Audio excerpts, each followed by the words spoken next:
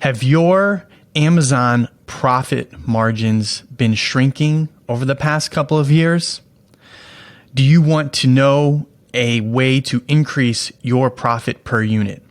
If so, then I want to share something with you in this video that might be able to increase your profit per unit to hedge against the increase in Amazon fees, inflation, and everything that's going on. So let's dive right in. I'm going to shrink myself here so I can show you a spreadsheet and what I think might be able to help with this. Price testing. So this is something that I am new to, but I think it's a potential gold mine when it comes to increasing profit per unit. So ask yourself, how often am I testing different price points to see what the market will tolerate? And how can I increase my profit per unit to hedge against the increase in supply chain costs, Amazon fees, everything else that has been causing shrinking profit margins in Amazon businesses? And this is a Google sheet that I created to track the price tests that I'm doing for the brands that I work with. So what I want to do is I want to go through this sheet and discuss some of the variables when it comes to price testing, how we've been doing it, and how you could do this yourself to just start the process, get started. Because if you're not doing it, then you might be missing out on money, more profit per unit. So let's dive right in. So what I have here is, this is actual data from an Amazon brand. These are 3 different products in 3 different categories. And this is a price test that I ran. So I want to go through how I did it, the results, and the methodology I used. So let's go through this sheet right here. So what I do is, it's a simple Google sheet to get started. I lay out the SKU. I put the original price, the date of the original price, the new price, the date of the new price, and the difference. So I calculate what's the difference between our new price and our original price. Now, keep in mind that this needs to be the price that the customer sees, because I know there can be like your actual price and your sale price on Amazon, and there's a strike through. So this needs to be the price that the customer sees and will pay. Keep in mind that if you're running deals or discounts or coupons, those variables will impact whether or not you have a successful price test. So you need to take into consideration that, because I had done, actually yesterday, I was looking at a price test that I ran, and I noticed that the average order value, which is the sales divided by units, which is kind of like our average price point of after we increased the price, wasn't higher than before. And I was wondering why. And then I looked, and we had a 15% off coupon. So keep in mind that if you're running discounts and stuff, or you have coupons, this is going to impact the metrics here. So I'm going to go over some of the results that I was seeing, what and how I'm doing it. So here's how I'm doing it, or how I have been doing it. Increasing the price by 50 cents, waiting 48 hours. If the metrics get better, you can increase it more or wait for a longer time frame. If they get similar or slightly worse, you might want to wait a little longer. I actually think moving forward, I'm going to use longer time frames rather than just 48 hours. I think what I'm going to use is a 48 hour. I think it's too short for me. So what I'm going to do is use it as a checkpoint towards, if things just like totally tank, I can reverse it. But if I see a slight decrease, or it can be hard. Also, when you're looking at before and after data, I use week over week data. So for example, here, the 4th and the 5th, I don't remember if I think it's Thursday and Friday. I can't remember. Doesn't matter too much. So the 4th and the 5th is Thursday and Friday of last week. And then after is the 4th and the 5th, or Thursday and Friday of this week. So I use last week's 48 hour data, not just the 48 hours before, because for example, some Amazon sellers, their products don't do well on the weekends. So you don't want to compare, Tuesday and Wednesday to Saturday and Sunday, right? Because those aren't apples to apples.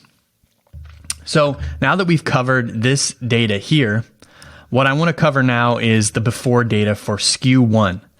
So this was before we made the change. And remember, I always exclude the day that I make the change. So we can see here that we made the change on the 10th of January.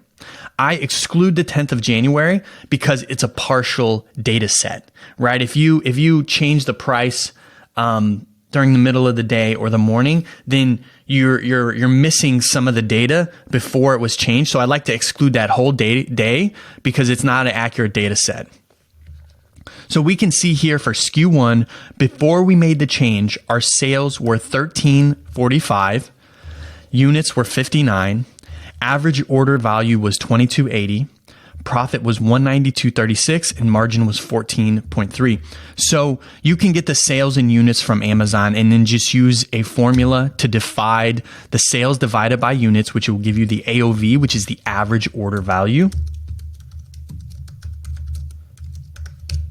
which is just the average selling price.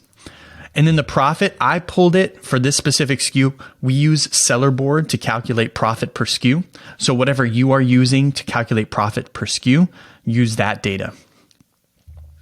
And then after we made the changes, I pulled the data, 1409 sales, 61 units. Average order value went up. So went from 2310 to 2280. Right, so we increased it by 30 cents. Profit went up, which if we take this times 0.3, so we increased it by $18. Profit went up to 248. Margin went to 17.61. We see a 5% sales increase. Profit increased by $55, but a 30% increase in profit. One of the things we're noticing is, like, think about it this way. If you can keep your orders the same or similar and increase the price, then what happens here? Your profit goes up pretty drastically, right? So, even a sales increase isn't the target here. It's maintaining sales. And I know that I did 60 cents here and 60 cents here. And I know in the before in the video, I said I'm increasing by 50 cents. But the reason I did 60 cents is because these numbers were $22.90, $19.90, and I wanted to get them up to $23.49. That, that $49.99, those kind of magic price point numbers that are really well known and studied, that are proven to be the best cents, like 0.49, 0.99. So my conclusion was increase by another 50 cents and check in 48 hours. I think in this situation, I probably would have waited longer if I could reflect back on it, because I'm new to this. I'm new to the game here, and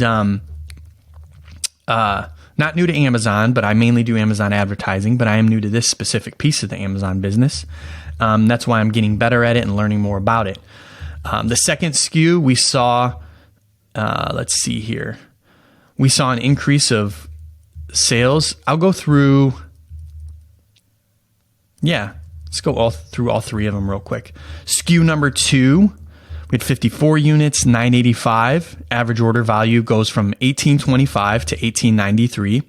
Profit goes from 91 to 166. 80% increase in profit for that one, with only a 2% increase in sales. And then on the final one, we see a huge increase in profit, but that was because our profit was negative beforehand. This product just has such, like this SKU right here, SKU number 3, the fees are so high. The fees are extremely high, so it's just really hard for this product to be profitable. But I think, rather than just going through each one of the data points, I think going through one example is perfect, just to give you some insight into how I analyze things. And one of my learnings from this, starting this, is that number one, for me, I think I'm going to wait longer time frames. I think that's the biggest thing. And then number 2 is keeping in mind any sales that we're running, any coupons that we have, because let's say you have a price. Let's set up an example here. Let's say our original price is $22.90. We got a 15% coupon. Then we change it to $23.49. We still have a 15% coupon. Well, you have to look at the redemption rates of those coupons, because you might be in a situation where this number ends up lower after you change the price, but that's because your redemption rates were higher. All right. That concludes this video. If you are not price testing, I highly, highly recommend it. Just because moving forward in the Amazon landscape, it's going to be all about increasing profit per unit. And one of the ways to do that is to test your prices. And keep in mind that let's say you're at your ideal price point and you're testing different things and you're getting different data sets. Learning the skill. All right, let me make myself bigger so I can go into my my little soapbox here, I guess you could say. Learning the skill of price testing is going to get you familiarity with what the price will tolerate in terms of how much they're willing to pay. And with that knowledge, you can have seasonal price points. For example, a common thing is, I was actually on the call the other day and someone was telling me about an account that they work with where they double their prices during Q4 and sales actually increase because they're a Q4 product, toys. So, you need to have an understanding of your pricing because during your high season might, let's say Q4 is your down season, but Q1 summer, or not Q1, I think it's Q3 is summer. I can't remember off the top of my head. Summertime is your up season. You might want to make sure to increase prices during that up season so you can capture more profit to run the business. So understanding pricing will help you build in that seasonality and get familiar with what they're willing to tolerate. And keep in mind, this is not a static practice. You don't just do this once and then you learn everything. You got to keep up on it. And over time, as every year inflation goes up, costs of goods go up, everything goes up. So you might have to adjust for that in your pricing so that you can sustain your business and grow your business. All right, everyone, so if you got to this part of the video right now, I am going to talk more about our sponsor. And that is, let's see here. Well, not our sponsor. Yeah, PPC AMS Accelerator. That's what it is. PPC AMS. Here we go. Let me show you something. So if you've gotten to this part in the video and you're interested in a free Amazon PPC automation, it's an Microsoft Excel automation. It's absolutely free. Head over to ppcamsaccelerator.com/Amazon-PPC-automation.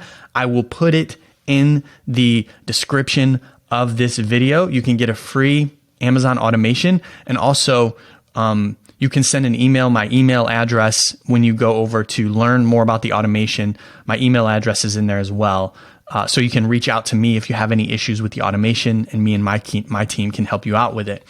There's also a video explaining how to use the automation and everything. All right, everyone. Thank you so much for watching this video, and I will see you next time.